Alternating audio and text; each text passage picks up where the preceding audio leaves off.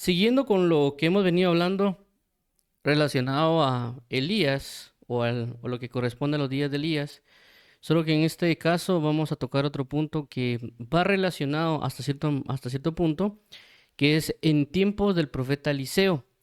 ¿Por qué menciono que está relacionado? Porque cuando Jesús en Lucas capítulo 4 hace mención acerca de que Jesús fue a la sinagoga a leer y habla que el Espíritu de Dios cayó sobre Jesús. En ese mismo contexto Jesús hace mención acerca de Elías y Eliseo. Habla de algún punto que están relacionados. Solo que cuando habla de Elías, Jesús dice en los días de Elías. Pero cuando Jesús hace referencia a Eliseo, habla en tiempos de Eliseo o en tiempo del profeta Eliseo.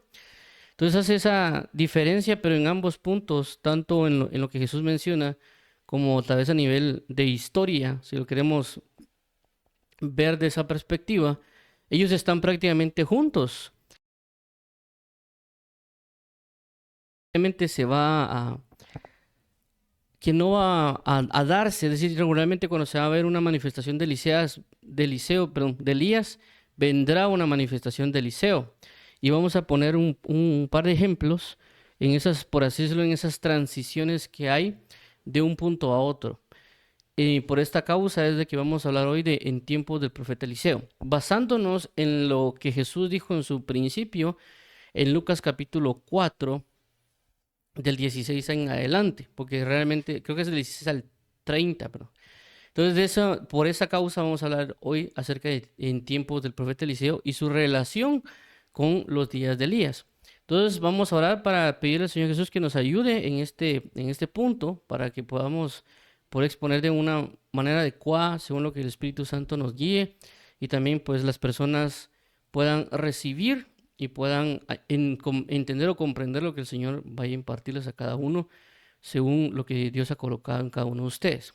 Entonces vamos a orar, amado Dios y Padre, amado Señor Jesucristo, amado Pastor y Salvador, amado Santo y Benigno. Queremos hoy pedir, amado mío, que nos ayudes, que nos fortalezcas, que nos dirijas y nos proveas de tu verdad, de tu revelación y tu palabra, que podamos comprender y entender como tú lo necesitas y conforme tú lo colocas. Te damos las gracias, amado Pastor, por tu gran amor, por tu gran fidelidad, por tu gozo, y líbranos y quita todo pensamiento altivo y que se haya llevado a la cautividad de Cristo.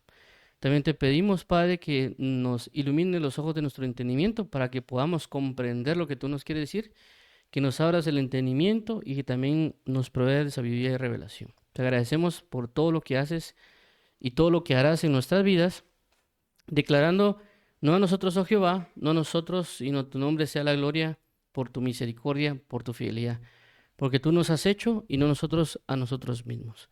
A ti la gloria, amado pastor, guárdanos y guíanos en el nombre de Jesús, amado Padre, amén y amén. Como mencionábamos, el título es En tiempos del profeta Eliseo. Vamos a tomar el versículo que es nuestro versículo base, es Lucas 4:27, dice de la siguiente manera: Y muchos leprosos había en Israel en tiempos del profeta Eliseo, pero ninguno de ellos fue limpiado, sino Naamán el sirio. Entonces vemos aquí que Jesucristo es el que hace referencia a Eliseo y hace referencia en tiempo del profeta Eliseo. Es decir, que ciertos puntos doctrinales que Jesús enseñaba, que nosotros oímos, como lo que es muy mencionado en los días de Elías, que a veces también se da como una canción, creo que es de Paul Wilbur, que hace referencia a los días de Elías, o también hemos escuchado nosotros como en los días de Noé o como en los días de Lot, era una expresión propia de Jesús. Jesús la mencionaba y que también en su momento hablamos acerca de que que es normal, inclusive en el Antiguo Testamento, hacer mención a los días como en los días de Abraham, como en los días de Elías, como en los días de... Hay diferentes personajes a los cuales se define en los días de. Y que claramente Jesús toma esa expresión y la establece. Pero algo interesante con Eliseo, que no menciona en los días de Eliseo, sino que menciona en tiempo del profeta Eliseo. Puede ser aparentemente un sinónimo, pero puede ser relevante en otros contextos. Por eso lo resalté como en tiempos del profeta Eliseo. Ahora, para entender un poco más esto de dónde estamos y de dónde vamos, vamos a leer todo el pasaje del versículo 24 al 30 para poder entrar en un poquito más de contexto. Vuelvo a resaltarlo con lo que venimos hablando. En este caso en particular, inclusive no puse desde el 16, sino que el 24, pero al punto es de que cuando Jesús llega a la sinagoga y cuando él comienza a leer la palabra, y que él dice claramente cuando lee el profeta Isaías, el Espíritu de Adonai está sobre mí, porque me ha ungido, porque me ha llevado a predicar el año agradable del Señor, y que Jesús comienza a leerlo, y Jesús claramente dice, esto se ha cumplido ahora delante de vosotros, y que todos se quedaron atónitos, daban buen testimonio de Jesús, etcétera.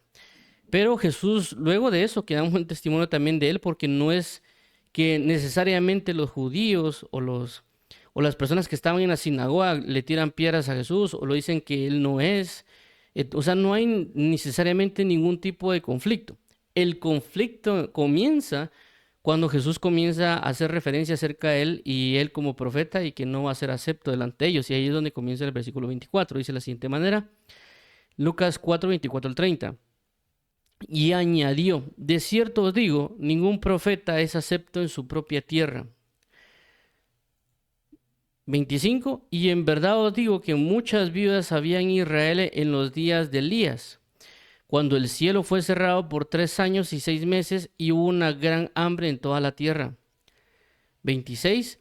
Pero a ninguno de ellos fue enviado Elías, sino a una mujer viuda en Sarepta de Sidón. 27. Y muchos leprosos había en Israel en tiempo del profeta Eliseo, pero ninguno de ellos fue limpiado, sino Naamán el sirio. 28. Al oír estas cosas, todos en la sinagoga se llenaron de ira. 29. Y levantándose, le echaron fuera de la ciudad y le llevaron hasta la cumbre del monte sobre el cual estaba edificada la ciudad de ellos para despeñarle. 30. Mas él pasó por en medio de ellos y se fue. Ok, solo voy a colocar acá. Muy bien, entonces acabamos de leer nosotros la situación que Jesús menciona, que no hay profetas sin honra, sino en su propia tierra. Ok. Y ahí comienza prácticamente el conflicto, ¿verdad? ¿Por qué? Y aquí es el punto interesante de entender por qué es que ellos prácticamente se abalanzan ante Jesús. Porque aquí es el 28, al oír estas cosas, todos en la sinagoga se llenaron de ira. Entonces este es el cuestionamiento ahora. ¿Por qué ellos se llenaron de ira si anteriormente cuando dice que el Espíritu de Dios estaba sobre Jesucristo, por qué se quedaron atónitos, inclusive dieron buen testimonio de Jesús? Pero ahora que Jesús hace mención acerca del profeta, que no hay profeta sin honra en su propia tierra, además que también Jesús dice que este refrán me dirán, cúrate a ti mismo. Y también él comienza a hacer mención de Elías y a Eliseo. La pregunta es ¿por qué ellos se enojaron? ¿Por qué se llenaron de ira? Inclusive prácticamente intentaron matar a Jesús.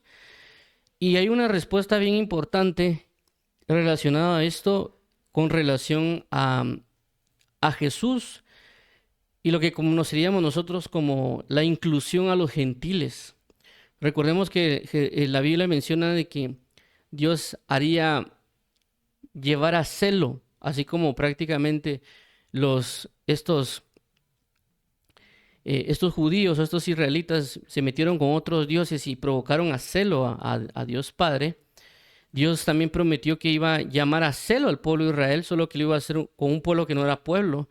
Y ahí es donde se hace mención al misterio de los gentiles o la inclusión del pueblo no israelita o no judío dentro de la salvación, que no necesariamente era algo que de la nada se le ocurrió a Dios Padre, sino que era algo que ya de por sí, ya Él lo tenía en mente. Cuando ya lo hemos hablado en el libro de Romanos, si no estoy mal, creo que es en capítulo 15, precisamente, cuando se habla del ministerio de Pablo y que el apóstol Pablo hace, hablándoles a los entendidos o a los adoctrinados o a los maduros de la iglesia de Roma, les hace referencia acerca del misterio de los gentiles o el ministerio de los gentiles, porque el apóstol Pablo fue enviado para cumplir ese ministerio y él específicamente hace mención acerca de tres cosas relacionadas a la inclusión de los gentiles,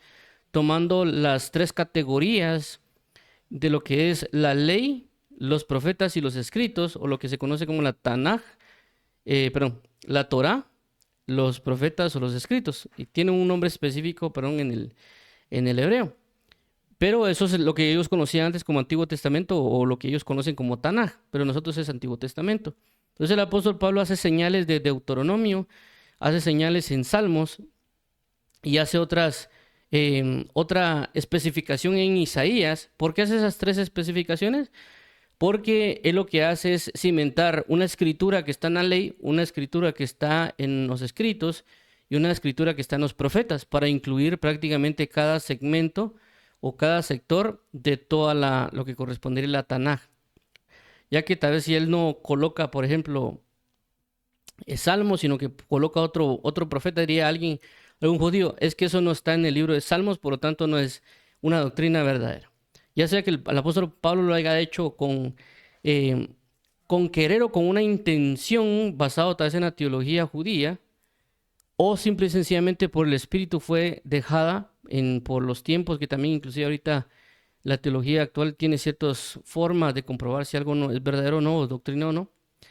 Pero a lo que quiero cimentar con esto es, Dios iba a llamar a celo a Israel con un pueblo que no era pueblo, es decir, prácticamente nosotros, ya que nosotros no éramos necesariamente de una simiente pura, como en el caso, inclusive también lo dice Pablo en una cuestión, dice, y nosotros no siendo pecadores como los gentiles, porque claramente cuando ellos nacían en una simiente judía, ellos eran educados y formados para hacer culto a Dios. Entonces en ellos la cuestión de querer quitar del pecado pues era un poco diferente a nosotros, que tal vez ya veníamos de costumbres o formas paganas y que no tenemos ni siquiera cultura ni nacionalidad judía, que ya agarra ciertas costumbres de ese tipo, ¿verdad? Pero nosotros no, nosotros somos llamados a salvación y que también nos han otorgado esta salvación tan grande.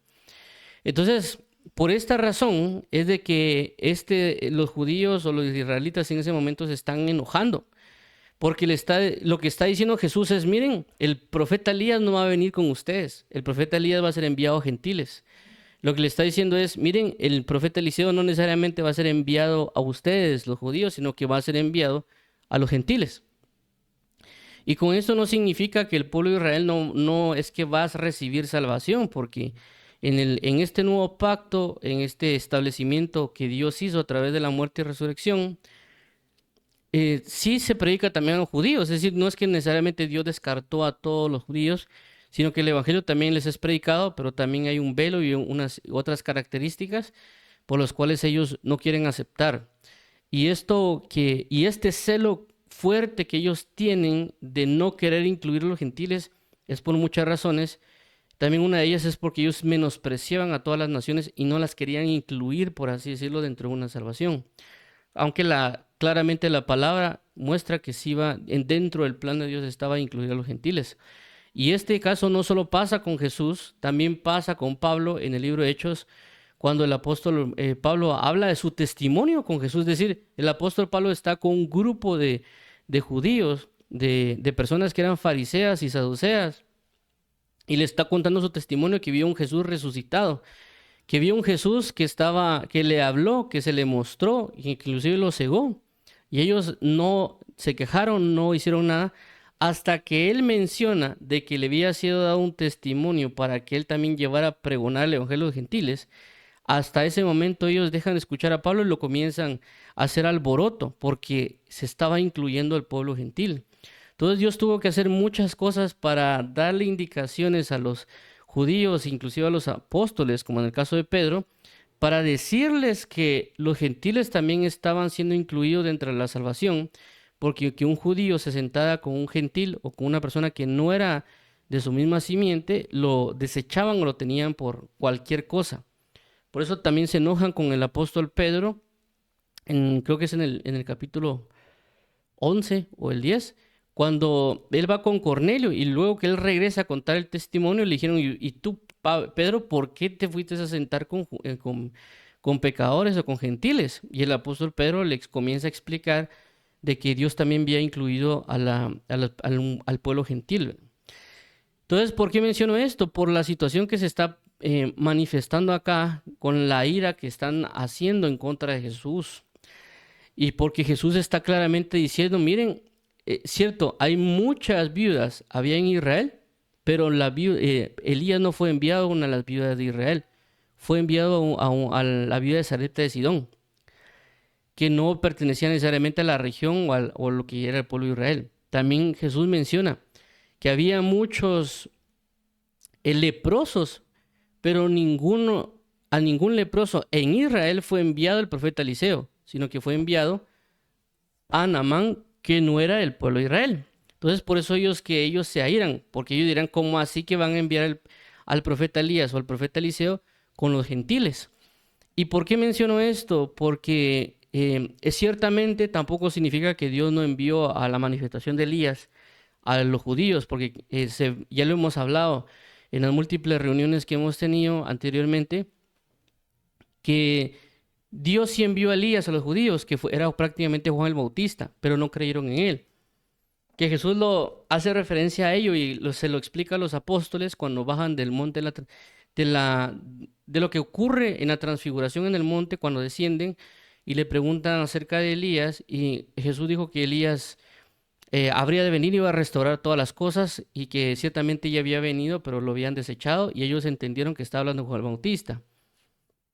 Que inclusive en el libro de Lucas habla que el ángel dirá que nacerá un niño y sobre él vendrá el espíritu de Elías, y también vendrá con el espíritu y el poder de Elías, porque el espíritu de Elías reposará sobre él. Es decir, que no significa necesariamente de que Dios no iba a proveer el espíritu de Elías sobre los judíos, sino que también Dios tenía pensado manifestar este espíritu de Elías sobre los gentiles. Y eso prácticamente habla de este nuevo pacto. Es decir, como Jesús menciona que antes que venga el día grande y temible, es necesario que venga Elías y restaure todas las cosas antes de que venga el día grande de Jehová. Entonces significa de que en este tiempo que nosotros estamos viviendo, también estamos bajo la espera, así como los judíos en su momento estaban bajo la espera del espíritu de Elías, nosotros también estamos bajo esa espera, porque la idea del espíritu de Elías, que lo hemos estado hablando, es que el espíritu de Elías venga a restaurar todas las cosas previo a la venida de Cristo. Lo mismo que hizo Juan el Bautista en su momento, que era que él lo que hizo fue preparar el camino para la venida del Señor y preparar un pueblo bien dispuestos para su manifestación y su venida, y señalar a Jesús. De igual manera, en este tiempo final también tiene que haber una manifestación de Elías, de restauración de culto, para que se logre manifestar también Jesucristo en su venida, porque si no, como dijo, también está escrito en la palabra, de que Él no retarda su venida como algunos lo tienen por tardanza, sino que Él es misericordioso y está dando tiempo a causa de los escogidos, porque no sea que todos se pierdan, sino que Él espera que todos procedan al arrepentimiento. Es decir, que si Jesús viniera en estos momentos, posiblemente tal vez no sería casi nadie arrebatado, ¿verdad? Porque claramente eso quiere dar a entender, no solo ahí, sino que también en el libro de Ezequiel, acerca de los juicios que Dios puede mandar sobre la tierra, cuando él menciona acerca de Noé, acerca de Daniel y acerca de Job, de que si ellos estuvieran en la tierra, solo ellos permanecerían de pie y ni sus hijos estarían de pie, pero por la propia justicia de ellos permanecerían de pie si Dios mandara ya sea plaga, ya sea espada o ya sea las bestias del campo para que hagan juicio contra la tierra. Entonces nosotros a veces tenemos una expectativa de que nosotros somos muy justos o que somos muy agradables delante de Dios, pero realmente si viéramos bajo la justicia de Dios, estaríamos en grandes problemas. Es decir, y el ejemplo que yo he mencionado es, si Dios mandara un juicio sobre la tierra, puede ser que haya muchos cristianos que tal vez, si Dios mandara una bestia del campo para que atacaran, puede ser que haya cristianos que los estén atacando perros, y alguien dirá, pero ¿por qué me atacan, verdad? Si soy hijo de Dios, pero es porque su justicia no es lo suficiente. manifestada como Jesús lo requiere, basado en lo que Jesús menciona y dice, si vuestra justicia no fuese mayor que las escribas y los fariseos, no entraréis en el reino de los cielos. Entonces a veces nosotros tenemos una justicia, como dirían algunos, muy liviana, muy light, y no necesariamente como la que Jesús requiere, ¿verdad? Porque eso debe ser conforme al precio que Él pagó en la cruz. Él no pagó en la cruz solo para que nosotros vivamos como quisiéramos vivir, sino que viviéramos como Jesucristo. Aquí hoy ¿por qué estoy hablando de esto? Y alguien dirá, pues el título dice Eliseo, entonces ¿por qué estás hablando de Elías? Y es porque es necesario hablar un poquito de Elías para poder entrar en el contexto de Eliseo. ¿Por qué? Porque cuando vemos y lo que hemos estado hablando acerca de la guerra entre profetas en otras reuniones, es porque efectivamente el espíritu de Elías trae restauración. El espíritu de Elías trae el restablecimiento o el arreglo del altar a Jehová para establecer otra vez el culto a Jehová, porque hay un pecado que se viene arrastrando, que es lo que se menciona claramente cuando entra en escena Elías, y Elías dice claramente de que no vendrá lluvia ni nada hasta por su palabra. Él escapa con la viuda de Sarepta de Sidón, está ahí por 3 años y medio donde hay una gran sequía y un montón de situaciones. Luego regresa Elías y regresa prácticamente para hacer una pelea, por así decirlo, contra los profetas de Baal y los profetas de Acera. Y él prácticamente lo que hace es restablecer el altar de Jehová, cae la gloria de Dios y todos comienzan a declarar que Jehová es Dios. De ahí en adelante él huye por una amenaza de Jezabel. Él se topa con Jehová y lo primero que le dice Jehová después de esa situación es: ve y unge a Eliseo por profeta en lugar tuyo. Y también le dice que unja a un rey de Siria y también le dice que unja a otra persona para que sea rey de Israel y da ciertas instrucciones. Es decir, que después del acontecimiento, la restauración, es necesario la manifestación de un Eliseo. ¿Por qué? Porque las cosas no se tienen que quedar así. Es decir, ya se restauró todo, pero las cosas no quedan solo en la restauración. Porque obviamente cuando se logra establecer el culto, hay muchas cosas que quedan aún de las múltiples consecuencias que todos han hecho con respecto a los altares, con respecto al pecado. Entonces ahí es donde entra, por así decirlo, a operar Eliseo. Por eso que vemos cuando comenzamos a ver a Eliseo, no vemos necesariamente cuestiones muy masivas, como por así decirlo, lo hizo Eliseo, de mandar un juicio sobre todo el país o sobre manifestar una guerra y matar a gran cantidad de profetas, sino que lo vemos también actuando u operando en diferentes situaciones como la resurrección de un joven, la limpieza de la lepra, el recobrar un hacha, mostrar prácticamente la guerra espiritual que se estaba manifestando, que ellos no estaban viendo, ellos solo vieron una guerra física. Entonces vemos varias cosas con Eliseo que no estaban a la magnitud de lo que pudo haber hecho Elías. Pero Elías era porque quería levantar una restauración. Pero luego de la restauración hay cosas que todavía hay que seguir tratando. Y esa es la manifestación que se da con Elías y Eliseo. Y alguien dirá, ¿cuál sería la base? Pues hay varias. Una de ellas es que, por ejemplo, vamos a ver los nombres, que este caso es el nombre de Elías. Porque Elías dice que significa mi Dios es Jehová o Jehová es mi Dios. Ese es el nombre de Elías. Y recordemos de que Dios cuando coloca un nombre y cuando da algo, no lo da solo porque lo quiere dar, porque suene bonito, sino que realmente cuando Dios da un nombre es porque realmente quiere dar una característica, una función o diferentes situaciones con respecto a ese nombre. Por ejemplo, a Jesús le dieron el nombre de que Él es el Salvador. ¿Por qué? Porque Él es el que venía a salvar. Lo estaban dejando reflejado en el nombre.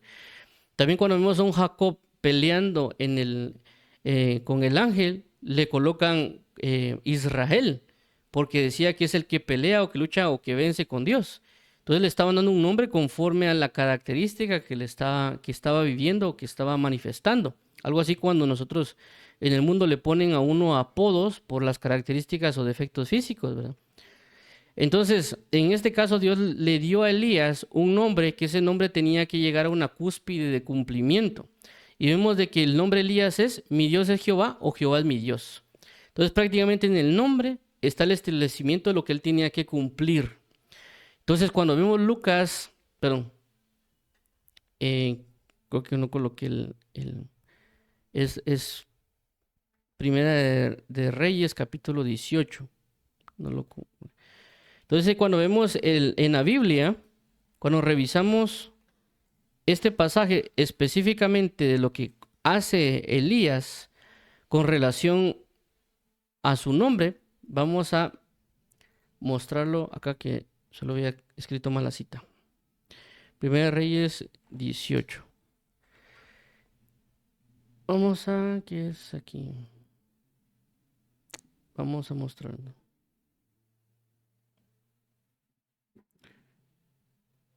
Permítame, solo... Vamos a colocar la cita. Permítame, vamos a ver aquí. Voy a colocarlo. Ahorita coloco la cita de Primera de Reyes. Que se me ha colocado aquí la... Aquí.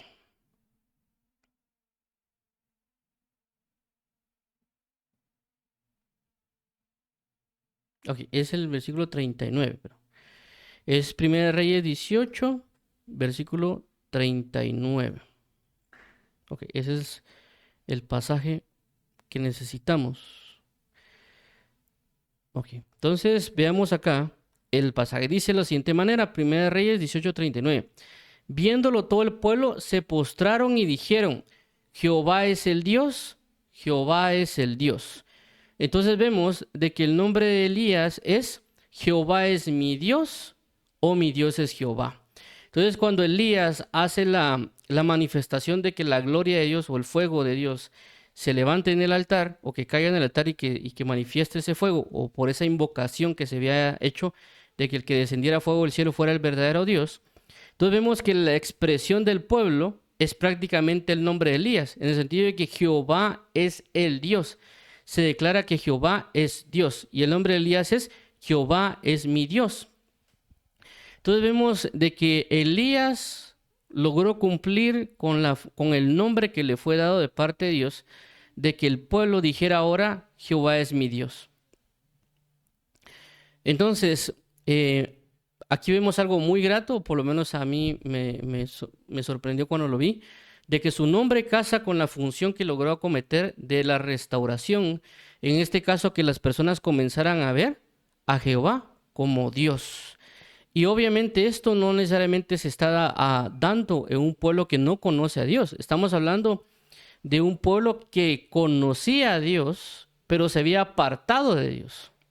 Entonces, si lo metemos dentro de nuestro contexto actual, estamos hablando de una iglesia que cree que está haciendo las cosas por Dios y para Dios, pero que su culto no es agradable a Dios, como también lo habla el libro de Isaías cuando dice que él ya está cansado de las fiestas solemnes, que él ya está cansado de las fiestas de luna nueva, que él ya está cansado de tantas cosas, que él ya está harto de estar soportándoles, que ese pueblo de labios le honra, pero su corazón está lejos de él. Entonces estamos viviendo en una situación similar de que cada quien cree que está haciendo el culto para Dios.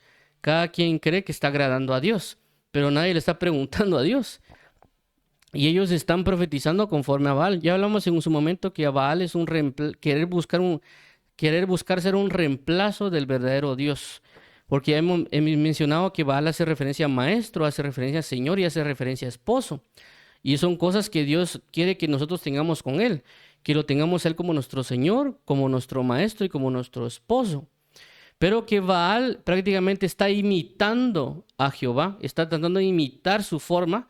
Entonces las personas puede ser que digan que están celebrando a Jehová, que están rindiendo culto a Dios, que están siguiendo al verdadero Dios, pero realmente es su sustituto, es Baal. Están viviendo por y para Baal, aunque diciendo que es Jehová.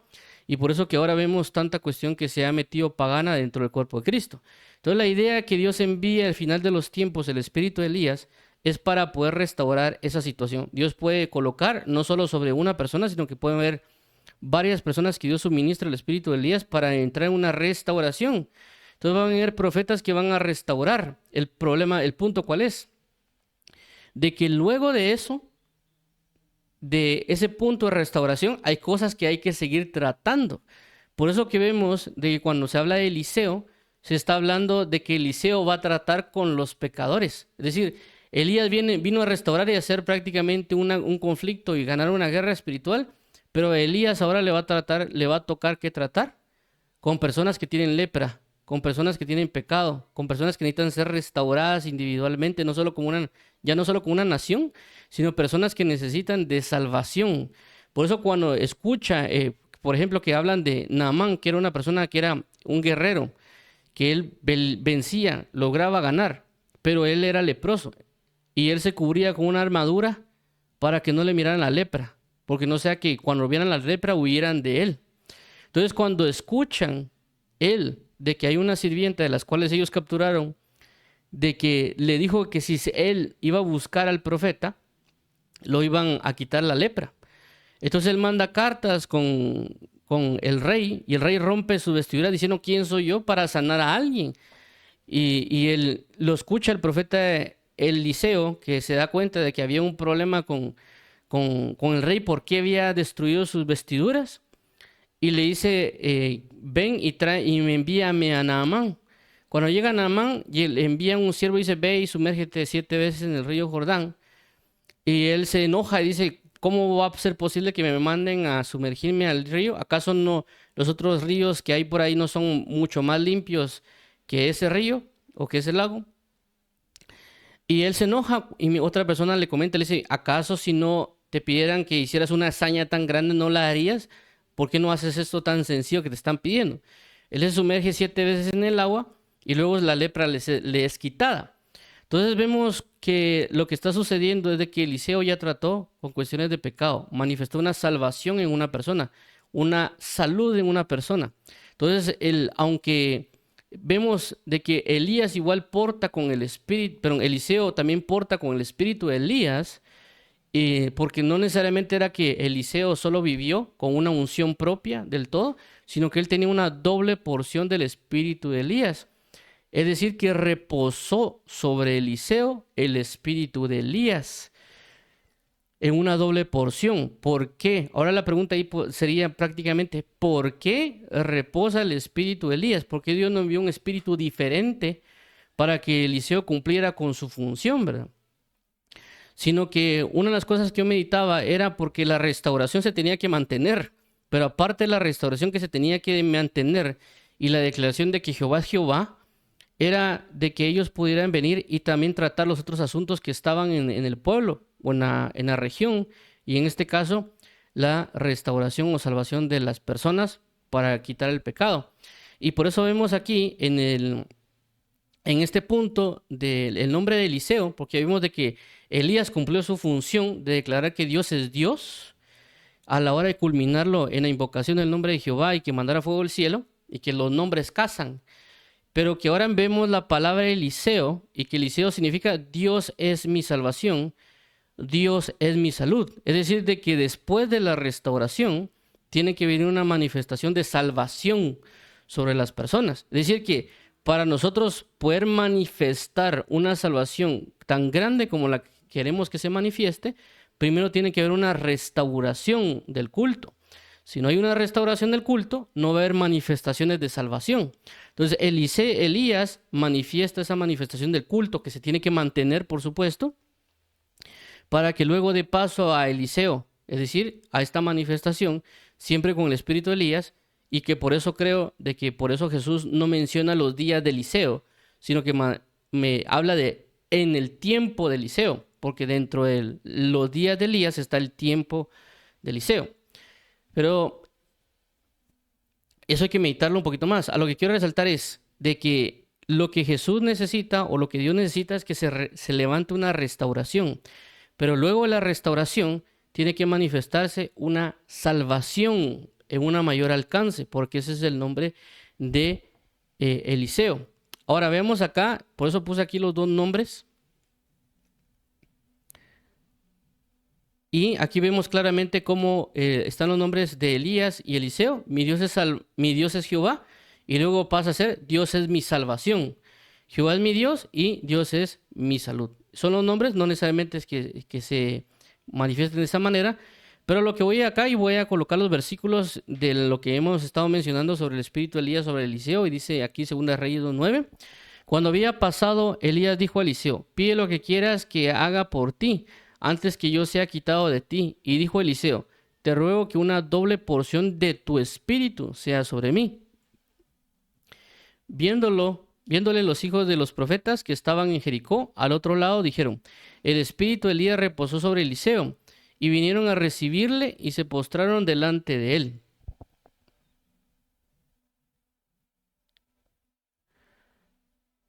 Perdón, ese es 1 Reyes, 2:15, dice: viendo los hijos de los profetas que estaban en Jericó al otro lado, dijeron: el espíritu de Elías reposó sobre Eliseo. Y vinieron a recibirle y se postraron delante de él.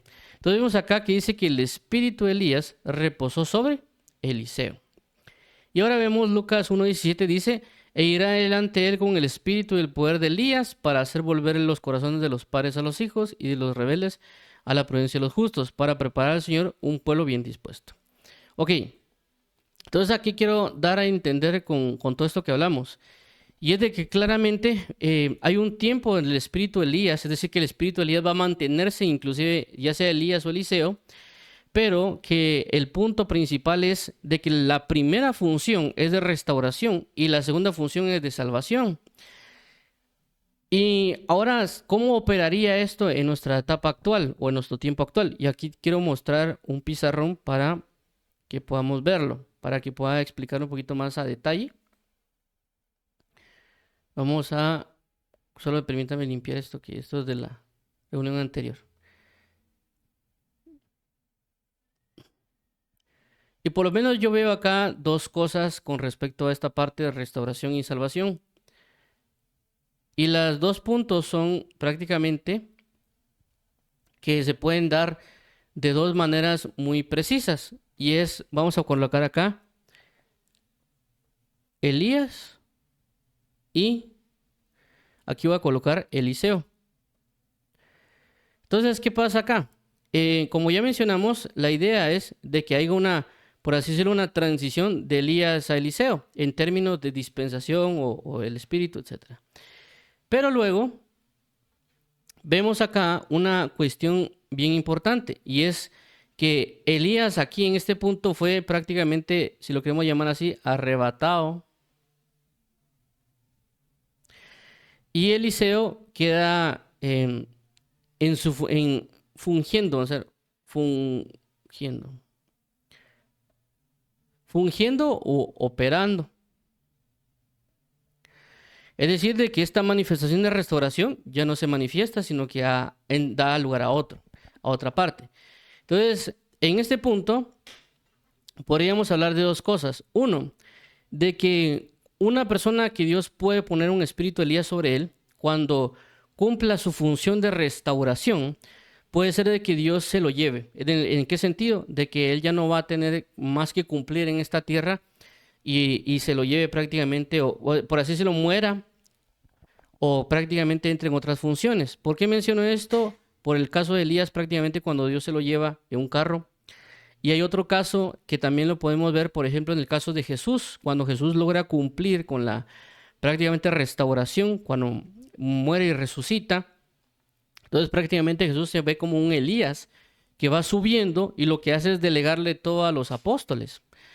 Y el otro caso también que lo podemos ver como que un ejemplo actual y terrenal es como el caso del evangelista Reinhard Bonnke, que él ya había predicado muchas cuestiones por años en África y luego dejó al que era su discípulo. Y su discípulo ya viene con otra situación, no solo de evangelización que ya llevaba o le había sido enseñada por Reinhard Bonnke, sino que también por otras estrategias espirituales que estaba manteniendo él. Entonces puede ser dado el caso de que alguien prácticamente Dios le diga que concluya con lo que él tiene y para abrir paso prácticamente a la otra generación o al otro grupo de personas que ya se van a enfocar específicamente en esa parte de no solo ya la restauración, sino que nosotros hechos que tienen que venir a traerse. Y por otro lado, tenemos de que puede ser que Dios, la misma persona, cambie en el sentido de que tengan el espíritu de Elías, pero ahora cambie su función también como una de Eliseo. Es decir, una misma persona, Dios pueda tener esa función, en ese caso de Elías, pero ahora ya que ya ha sido restaurado, Dios le cambia dimensionalmente, por así decirlo, a una función de Eliseo. Eso ya serían cosas que Dios puede hablar o enseñar a ciertas personas. Pero esto que vemos acá es bien importante por esa transición que queremos resaltar. Y menciono esta transición de cambios por el hecho de que también se ve en la Biblia acerca de esas transiciones. Y una de ellas, como ya mencioné, es el caso de Jesús. ¿Por qué? Porque cuando Jesús está acá en la tierra, él prácticamente cumple de alguna manera con una función de restauración de culto. Porque él viene a hablar acerca de Dios Padre, cómo es Dios Padre, y comienza a hablar y restaurar y enseñar y hablar a muchas personas. Y luego, ¿qué pasa? Luego viene Jesús y él prácticamente se va arrebatado. O sea, él se va, él sube, él sube a los cielos, él sube a la diestra del Padre.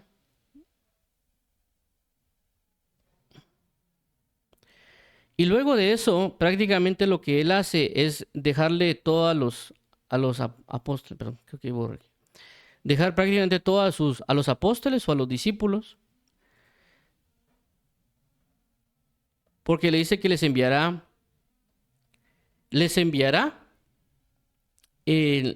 lo que corresponde al Espíritu Santo, que el Espíritu Santo vendrá y los bautizará.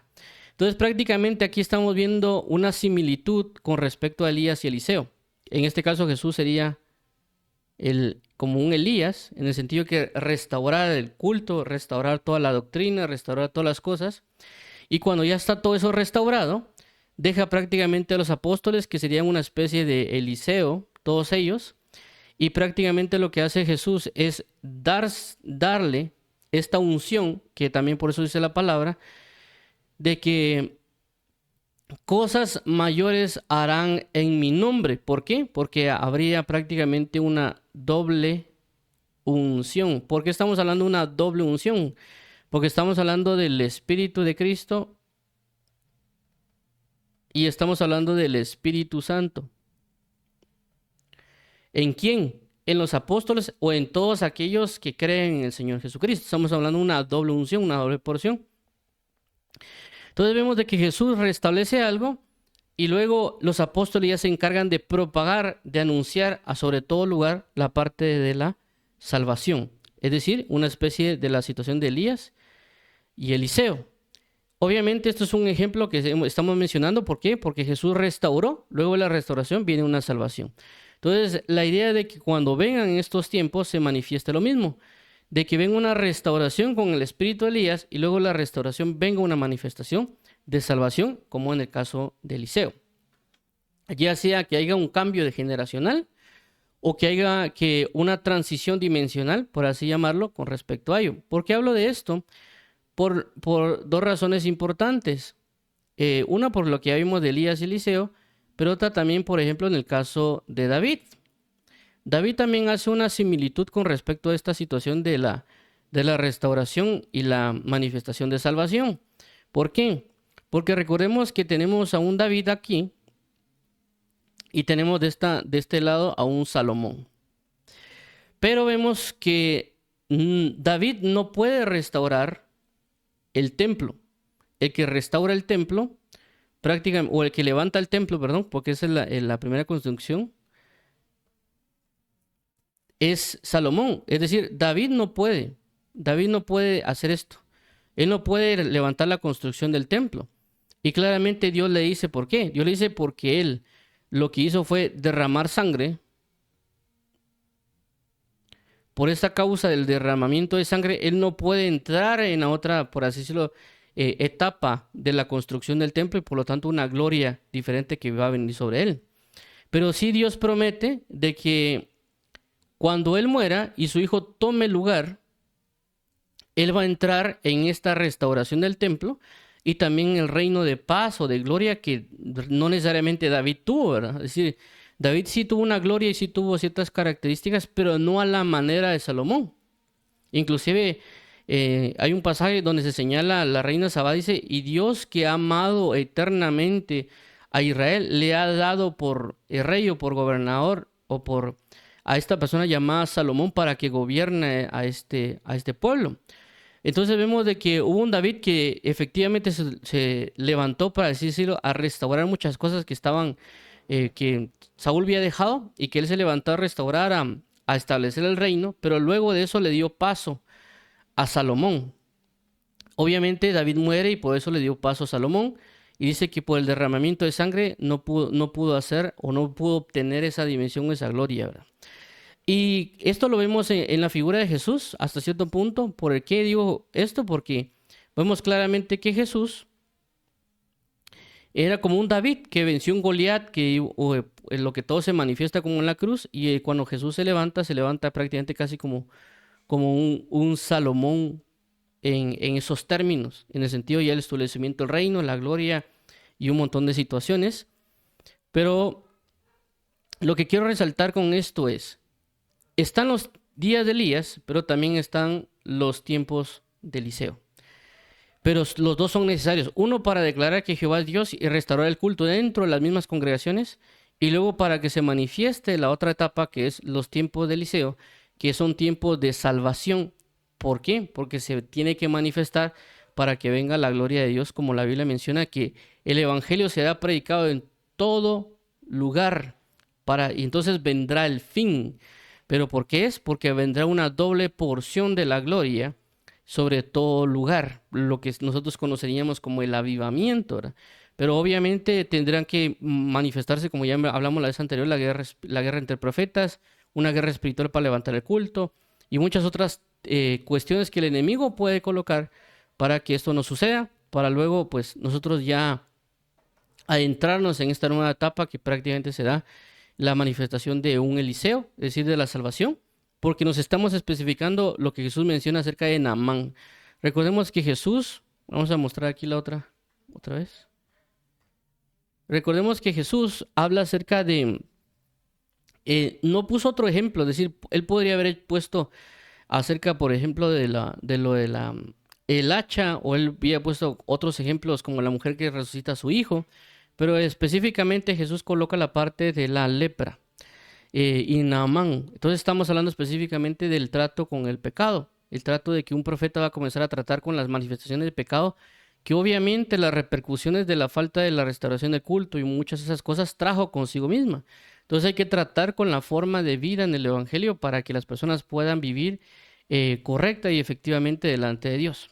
Entonces, por esa razón es el hecho de los tiempos de Eliseo. Va a ser un tiempo diferente de una doble unción o una doble porción, pero esa no va a ser para hacer solo para estar haciendo maravillas o señales o un montón de cosas, sino el objetivo es enfocarse en la salvación, porque también Jesús menciona, dice, si no hubieran señales y milagros, no creerían. Entonces la idea de las manifestaciones y todo eso va relacionado a la salvación, no desenfocarnos en muchas cosas, porque a veces considero yo que las personas han adoptado el hecho de querer ser como Elías por tener una doble porción y poder querer andar haciendo dobles milagros, ¿verdad? En un sentido más como de altivez, que más en el sentido de la comunión, porque vemos a un Elías que constantemente tiene comunión con Dios, pero no necesariamente vemos a un Eliseo que tenga comunión con Dios. Tenía milagros y señales, sí, porque era una doble unción, pero no necesariamente se ve que tenía una comunión a la manera que Elías lo tenía. Entonces hay que considerar ese punto también, ¿verdad? Porque a veces alguien podría pensar que se ven muchas señales y muchas cosas, que está bien con Dios, pero por eso hay que tener cuidado. Y por eso no hay que desviar las cosas. Si Dios ha dado esta situación de una doble porción, o que la misma Biblia dice que mayores señales que estas harán en mi nombre, porque ya no sería no solo nosotros, sino que sería Dios y nosotros operando al mismo tiempo, y como dice la Biblia, uno echará fuera 1000 y dos a 10,000. Entonces la idea de Dios es de que la manifestación de esa doble porción o esa gloria es para que venga la manifestación de la salvación. Por eso tal vez no necesariamente vemos a un Jesús que sanaba con la sombra, pero sí vemos necesariamente que las personas querían que inclusive que aunque sea con la sombra tal vez Pablo sanara, ¿verdad? Pero un Pedro sanara a alguien. Entonces también no necesariamente vemos con Jesús de que se envía un pañuelo, pero sí luego vemos que Pablo envió los pañuelos para que así las personas fueran sanadas. Entonces hay muchas cosas, con esto no es necesariamente desacreditar a Jesús, nada de eso. Es de que estamos hablando claramente de que Jesús sigue operando, es decir, Él está sentado en su trono y sigue haciendo las operaciones, que utiliza a personas para que se manifiesten también esas operaciones, es otra cosa. Pero lo que quiero resaltar es eso, de que es necesario la restauración, pero luego la restauración es necesario para la manifestación de la salvación hacia las personas. Pero obviamente siempre va a haber muchas cosas en contra, como lo que ya mencionamos acerca de la guerra de profetas, y también pues eso va a continuar, es decir, necesariamente que se va a desatender eso. Y por otro lado también está la situación de la murmuración y otras cosas que también Eliseo se enfrentó. Pero quiero resaltar este punto de los tiempos de Eliseo al referencia de la doble porción, pero también es para que el punto del nombre, así como la cúspide del nombre de Elías era manifestar salvación, la cúspide del nombre de Eliseo es manifestar una salvación, una salud dentro también del cuerpo de Cristo.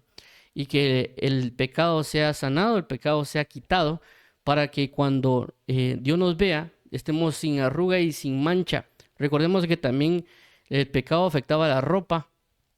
Entonces Dios, cuando la palabra enseña acerca de eso, nos enseña que Él vendrá por a su amada, que es sin arruga y sin mancha.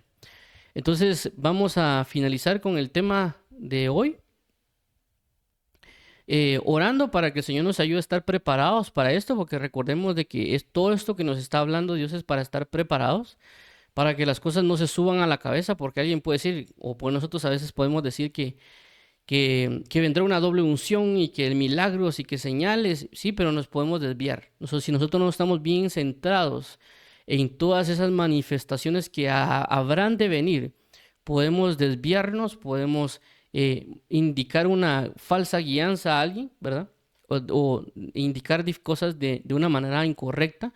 Y no necesariamente nosotros enfocarnos en la salvación, no necesariamente nosotros enfocarnos en la necesidad y tal vez nos podemos enfocar más a los milagros y las señales, que inclusive fue algo que el hermano, el evangelista Gille Ávila lo mencionó, que en su momento él le pedía mucho a Dios que hubieran milagros, que hubieran sanidades, que hubieran liberaciones, y él oraba mucho por eso, él lo cuenta en uno de sus testimonios, pero dice que ya conforme fue pasando y fue avanzando, él ya comenzó a orar diferente y él decía a Dios que él oraba por amor. Decía, Señor, danos más amor, provéenos más amor. También que hayan sanidades, decía él, porque hay gente que lo necesita, pero también danos más amor, mencionaba él relacionado a eso. Entonces, nosotros podemos quedar muy boquiabiertos por todas las manifestaciones que se pueden dar, pero realmente debemos enfocarnos en la salvación, que la unción o la doble porción que nos ha sido, que puede dar Dios a la nueva generación, es decir, una generación que puede venir, ya que puede ser que haya una generación que va a levantarse en restauración y la otra manifestar la salvación, o como ya mencionamos, ministros que pueden transicionar de restauración a salvación. Pero el punto es no desenfocarnos o no enfocarnos únicamente en los milagros y las maravillas, pero es necesario para que las personas crean a la palabra de Dios. Estas señales y estas confirmaciones son para que respalden la palabra que Dios está predicando para salvación, y que no se nos tiene que subir a la cabeza de que alguien esté sanando, liberando, manifestando cosas que pueden ser muy sorprendentes, sino que enfocarnos en el objetivo de la salvación. Recordemos de que la Biblia dice que inclusive buscará engañar a los escogidos. Entonces, Dios los bendiga. Vamos a orar para finalizar. Amado Dios y Padre de nuestro Señor Jesucristo, te pedimos hoy que nos ayudes, que nos reveles tu palabra, que nos reveles tu verdad, que nos ayudes a vivir constante y enfocadamente en ti. Ayúdanos hoy a concentrarnos en tu amor, en tu fidelidad y en tu gracia. Por favor, dirígenos, por favor, ayúdanos, por favor, sosténnos y dirígenos para alabar y bendecir tu santo y bendito nombre. Nos queremos enfocar en ti. Ayúdanos, por favor, de que si viene una doble unción, Señor Jesucristo, si viene una manifestación de Eliseo, no desenfocarnos, más bien entender que es para salvación, que es para santificación, que es para resaltar tu palabra, que es para confirmar tu palabra, y que efectivamente, Señor, si nos tienes preparados para ese tiempo de Eliseo, o esos tiempos de Eliseo, nosotros también nos preparemos en nuestra mente y en nuestro corazón y nos dejemos preparar, ya que también una de las cosas que hizo Eliseo, ¿verdad, Padre? Fue dejarlo todo, realmente, e inclusive dar todo a aquellas personas que tenían necesidad con tal de cumplir con lo que le había sido encomendado. Así que te damos las gracias, amado pastor Jehová. Gracias te damos por tu gran fidelidad y amor. En el nombre de Jesús, queremos entregar este tiempo para la alabanza de la gloria de tu gracia en Cristo Jesús. Gracias te damos, Padre, y vamos a orar para aquellas personas que quieran recibir a Jesús como Señor y como Salvador. Dios y Padre, nuestro Señor Jesucristo, venimos hoy delante de ti para que tú seas nuestro Dios, para que tú seas nuestra salvación, para que tú seas nuestro reposo y nuestra gracia y nos ayudes a caminar rectamente en tu verdad. Te pedimos hoy y confesamos nuestros pecados y te pedimos perdón de nuestros pecados y ayúdanos por favor y que nos guíes y nos endereces nuestras sendas. Queremos caminar conforme a tu palabra y queremos declarar a Jesús como nuestro Señor y Salvador, creyendo que tú lo resucitaste de entre los muertos. A ti sea la gloria, a ti sea la honra, a ti sea el honor por los siglos de los siglos.